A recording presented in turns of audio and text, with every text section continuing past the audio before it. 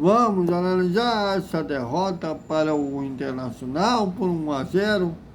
E olha, o time incrivelmente treina há 11 dias, né, durante a data da FIFA e tem a proeza de piorar. Um time que corre bem apenas um tempo e morre no segundo tempo. Vamos falar tudo isso após a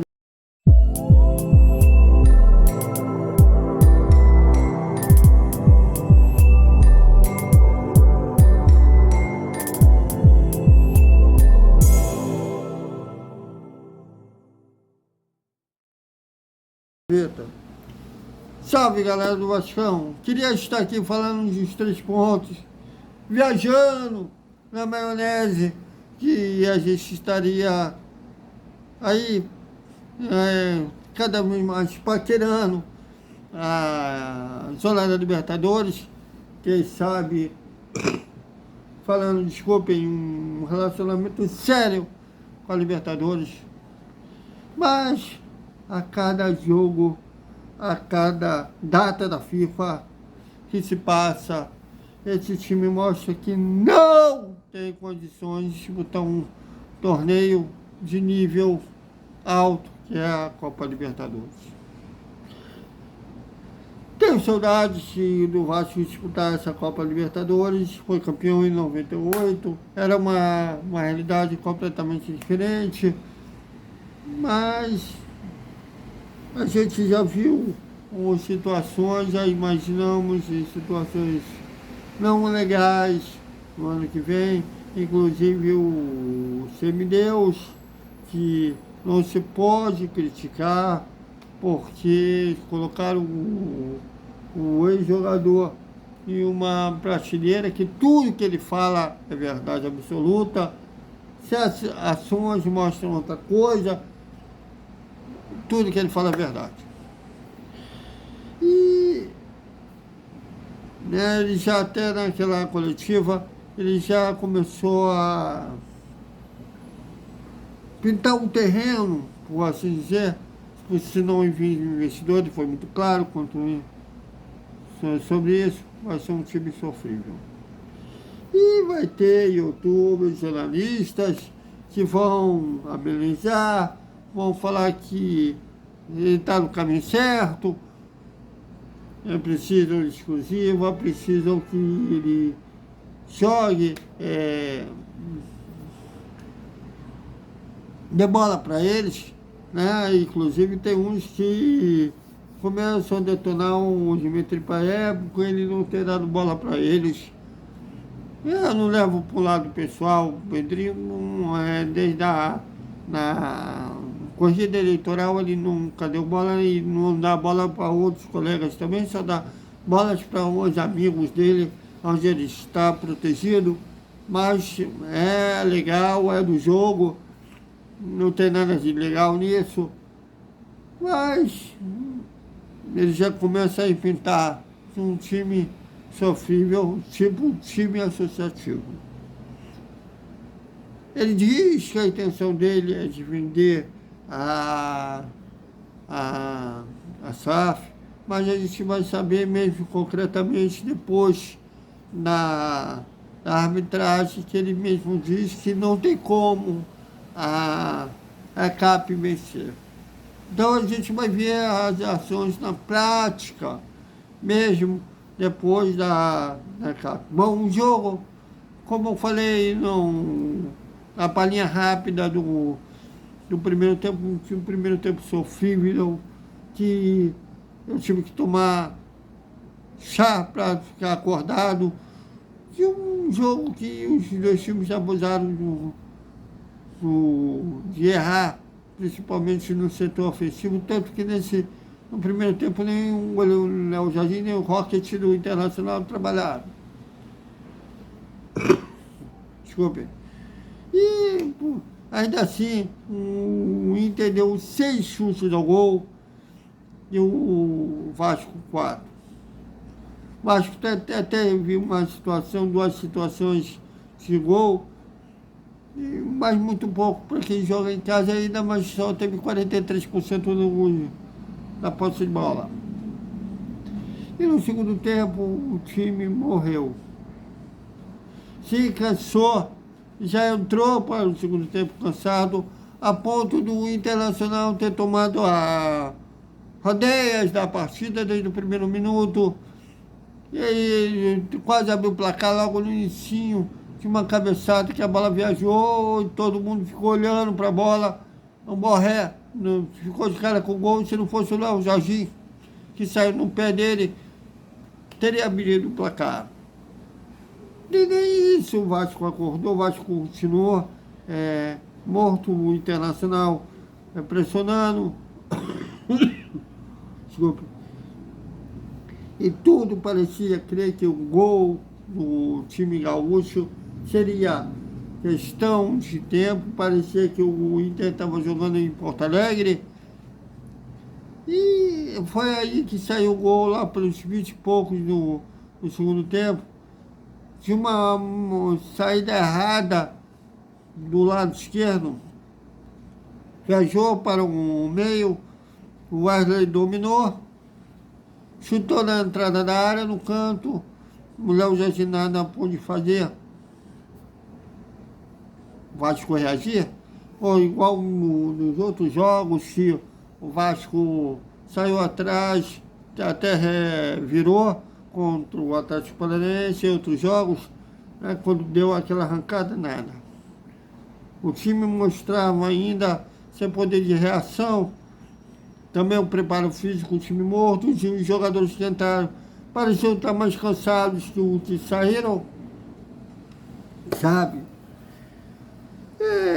Entrou aí uma certa rivalidade entre os formadores de opinião, Coutinho e o Dimitri Payet.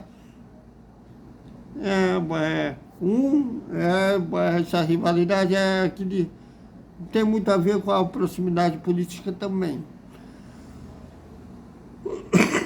Porque um foi vindo da antiga gestora e o outro veio dessa gestão. Só que o que veio da antiga gestão já decide os jogos, inclusive da última vitória do Vasco no Brasileiro. E o que veio da atual diretoria. Fora, o evita a derrota contra o Flamengo, nada. Mas não se pode criticar o semideus. Aliás, não se pode criticar a janela horrível do meio do ano. O Coutinho, a contratação, a exigência do Coutinho, Alex Teixeira e Souza, Jean David, Emerson Rodrigues. E se bem que o Emerson Rodrigues, eu acho que falta um pouco mais de educação, assim dizer, para ele tomar certas decisões. Não é craque, mas ele teria, se ele tivesse um pouquinho mais dessa educação, assim dizer, ele saberia aprender a hora de prender a bola e a hora de botar velocidade na hora do jogo. Não um craque, mas poderia ser. Mas ele é abafado, é a hora que ele quer driblar o meio time inteiro, ou a hora ele não sabe o que fazer com a bola. Agora o Jean David, o suíço, a gente tem que dar um desconto porque é o primeiro jogo dele como titular. Mas a gente não deixa de pensar porque ele estava tendo oportunidade, porque ele errou tudo que ele tentou.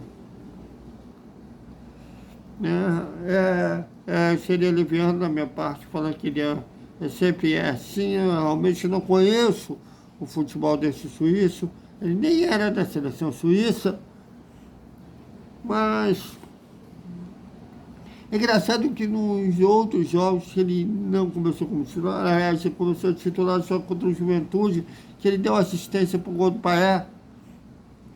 Mas a maioria que ele tinha tido uma pouca oportunidade, foi entrando no decorrer da partida, que ele foi bem.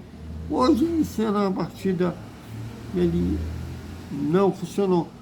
Pode ter diversos fatores, claro, chover, um campo pesado, mas isso não deveria, aliás, deveria ser uma vantagem para o Vasco e estar mais acostumado com esse campo do que o adversário. Mas não. O Vasco hoje, com um time confuso, um time previsível, peça fácil para o Internacional, sobretudo no segundo tempo, dessa questão física mencionada. E eu acho injusto botar tudo na conta do Rafael Paiva. Ele sim, enquanto ele apostou mais na base, né? O time deu aquela arrancada, mas a folha secou. Eu acho que eles não conseguem dar mais do que já deram. Material humano não é, fora o Coutinho, o Paé e o Léo Jardim, o Vaete também é outro que está sofrendo com essa falta de imaginação do treinador, de explorar a qualidade nos 2 meses que ele tem.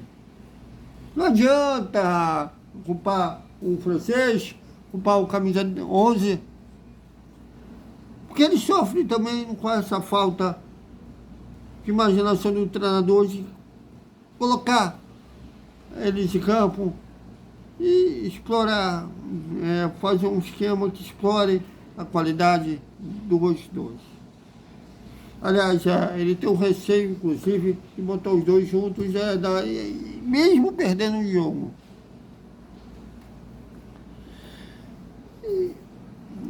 Eu acho que antes de culpar o Rafael Paiva por alguma coisa, deve culpar o Semideus e o Marcelo Santana, que fizeram uma péssima janela do meio do ano. E olha, o Pedrinho eu já acabei de mencionar, ele falando isso na coletiva, se não vir investidor vai te vir outra péssima janela. E é claro que ele vai tirar o dedo da reta, vai dizer que a culpa é da 77, embora a 77 já tenha morrido. Mas do mesmo. Que todos, sem exceção, todos da associação, culpavam seu antecessor pela marasmo dela, pelo erro deles. Nunca era erro deles. Herança maldita. Primeiro foi o Roberto, culpando o Eurico. Depois foi primeiro foi o Eurico culpando o Calçada, depois foi o Roberto culpando o Eurico, depois o Eurico culpando o Roberto, chegou a ameaçar fazer uma auditoria e viu quando ele tinha que pegar também coisas que da primeira gestão dele parou por ali. E na última entrevista coletiva, o Pedrinho só mirou nos seus adversários políticos atuais. Não mirou os antecessores, porque antes de falar de Salgado, tinha que falar em todos que antecederam o Salgado também. Que, aliás, o contrato da capa, que me juraram que ia botar o Alexandre Campelo na cadeia, foi renovado.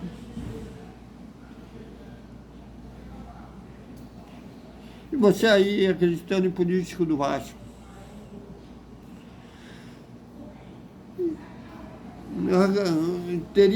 Na prática, eu, Thiago Totti, manteria os craques atuais, né? O Léo Jardim,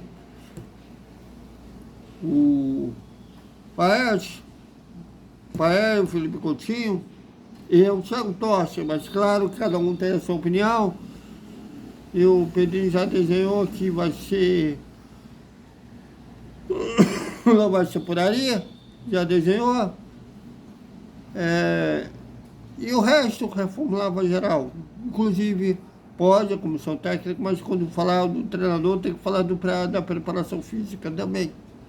Ah, eu esqueci, o preparador físico é amigão do presidente, que tem gente aí falando que a preparação física não é um problema. O time morrendo no segundo tempo. Domingo, contra o Corinthians, já prevejo uma derrota, não só estou falando de placar, mas eu estou falando também na questão da preparação física, porque o melhor preparador físico que a gente tinha, que o Vasco tinha, hoje está no Corinthians.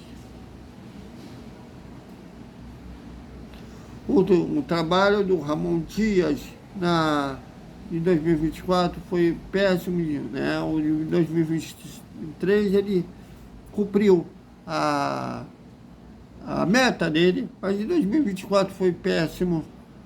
Mas dentro da comissão dele tinha um ótimo preparador físico, que o Vasco poderia manter, mas a vaidade não deixou. Prefere aos amigos. Se os amigos são competentes ou não, me parece que não vai ao caso. Eu estou curioso, a janela de janeiro, já que vem um cara para trabalhar na equipe scout, e esse cara é amigo do Felipe. Trabalhou com o Felipe do Mangu. Estou muito curioso, espero que ele cale na minha boca, sinceramente. E é engraçado que teve jogadores que naquela arrancada tiveram um certo destaque, como o Matheus Carvalho, e o próprio Hugo Moura, que eu não entendi porque ele barrou o Hugo Moura, sinceramente. Enquanto o Bahia era explicável porque o Hugo Moura estava suspenso, mas hoje não tem explicação. Mas também se explica essa queda do Vasco, melhora inoportuna. E certas peças que morreram devido a péssimo planejamento da preparação física.